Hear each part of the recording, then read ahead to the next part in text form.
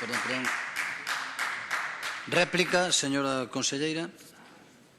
Moitas gracias, presidente. Señor Adán podería entrar no seu xogo e empezar a falar un por un e contar un por un a historia de cada un dos máis de 10.000 persoas que están atendidas hoxe en día na renta de integración social, pero eu penso que iso é algo absolutamente lamentable e que, dende logo, non é digno deste Parlamento. E, por suposto, quero comenzar falando xa por suposto, negando xa que non é certo que esteamos a tardar 9 meses na atención na renta de integración social e, en concreto, o que estaba dicindo o señor Fajardo na súa intervención do exemplo que decía dunha veciña do seu concello que está agora en folga de fame, lle podo garantir, porque isto está registrado no rexistro da Xunta de Galicia, que esta solicitude nas competencias desta consellería entraron hai 2 meses e que, polo tanto, está en prazo. Pero falando do que realmente importa, que é da atención que precisan as persoas que a día de hoxe é froito dunha crisis demasiado longa no tempo, están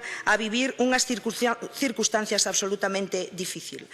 No ano 2009, señorías, foron 3.536 as solicitudes que había de Risga, pero no ano 2010 incrementáronse hasta 3.638. No ano 2011 eran 4.700 as solicitudes que foron registradas na Xunta de Galicia. No ano 2012, 6.427 e no ano 2013, 7.704. Evidentemente, isto constata que hai un crecemento dunha necesidade que do Goberno da Xunta de Galicia estamos correlativamente a respostar nos nosos presupostos, posto que nos nosos presupostos houbo incrementos ano tras ano para precisamente atender a todas estas persoas. No ano 2010 incrementouse o orzamento da Risga un 7%, no ano 2011 un 6,2%, no ano 2012 un 11,6%, no ano 2013 un 38% e neste ano 2014 un 21,4%. E falo de crecemento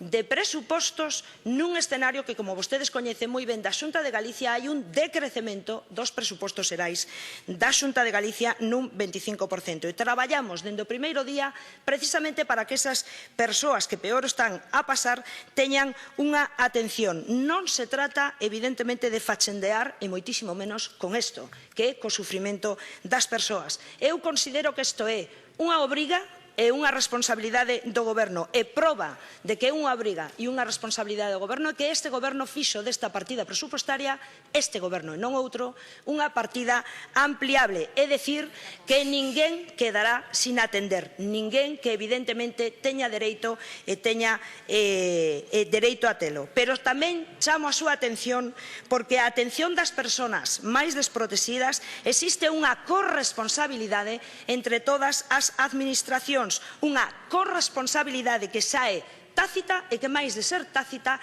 é real e estamos desenvolvendo entre os concellos e a Xunta. E me consta que todos os concellos,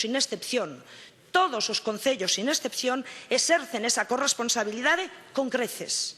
E aproveito aquí a ocasión tamén para recoñecer o traballo inxente que fan os traballadores sociais do Concello nestos momentos, precisamente para que a premura que poidan darlle resposta ás necesidades das persoas, tramitar os expedientes e dirixirlos o máis rápido posible á Xunta de Galicia.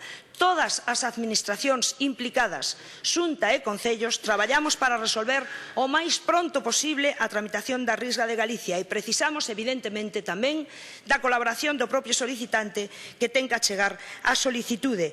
A solicitude da Risga, como vostedes saben, e xa falou, como vostedes saben, se presenta no Concello nos servicios sociais. Non serei eu a que cuestione os informes preceptivos que fan os traballadores sociais, nin dos concellos, nin da Xunta de Galicia, porque, evidentemente, en definitiva, nós temos o firme compromiso de que con esa corresponsabilidade levar adiante a atención daqueles que máis o precisan para que non se atopen, evidentemente, nestas circunstancias. Non teñan a menor dúbida de que todas as persoas que solicitan a Risga e que cumpren todos os requisitos foron atendidas, son atendidas e serán atendidas por este Goberno. Nada máis.